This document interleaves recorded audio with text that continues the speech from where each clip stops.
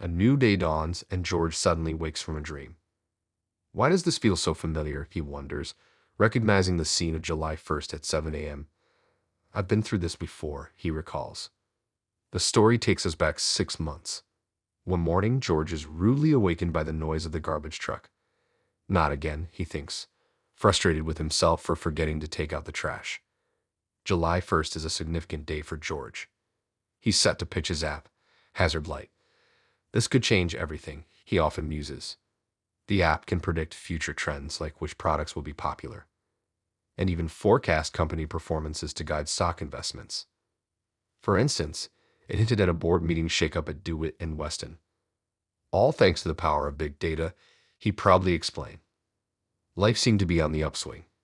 He secured a hefty investment, and to add to his joy, his girlfriend was expecting a child.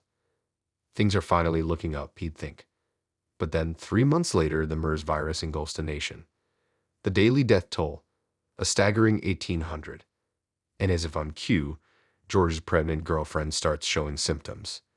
He rushes her to the hospital, only to find it swamped with patients. And then that darn garbage truck noise rings out again, pulling George back to July 1st.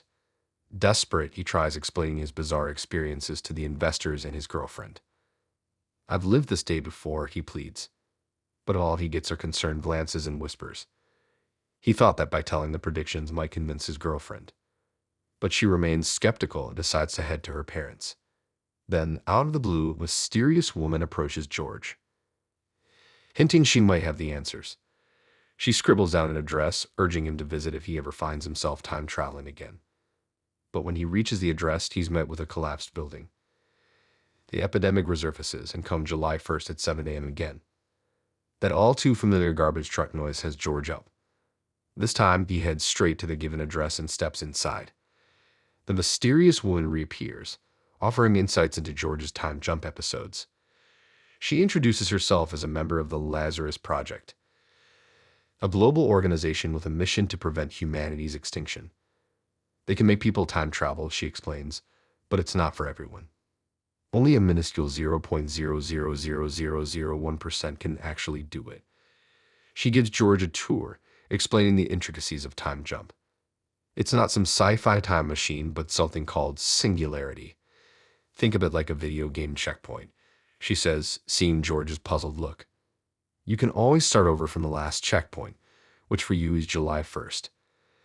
The Lazarus Project has its rules. They intervene for potential extinction events but sit out for other disasters.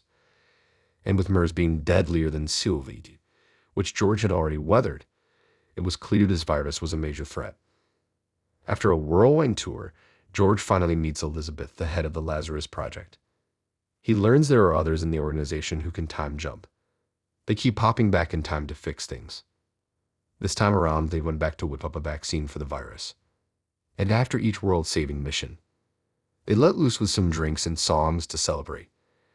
But there's more to George's story. On the surface, he's developing apps, but in reality, he's investigating potential extinction events. In a twist, George visits his girlfriend's colleague Carl's house, who also has a feeling for George's girlfriend.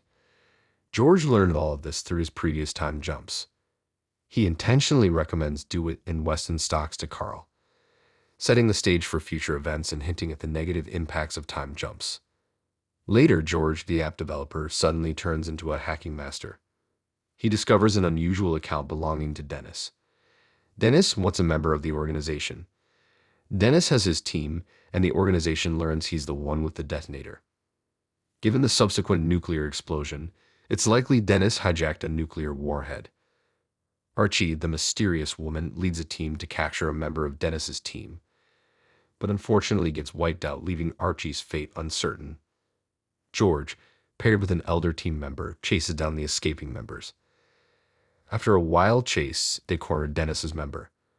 But with the police closing in, the member detonates a nuclear bomb. George finds himself back on July 1st. In the morning, George, as usual, drops his girlfriend off at school. Carl confronts her, accusing George of intentionally recommending the bad stock. In the ensuing scuffle, Carl pushes George's girlfriend, and she's tragically run over by an oncoming garbage truck. In a previous timeline, George had managed to save her, but this time he forgets highlighting the unpredictable nature of time jumps. If you enjoyed this video, please give it a like. And if you want to see more from me, hit that subscribe button. Your support means the world. Thanks.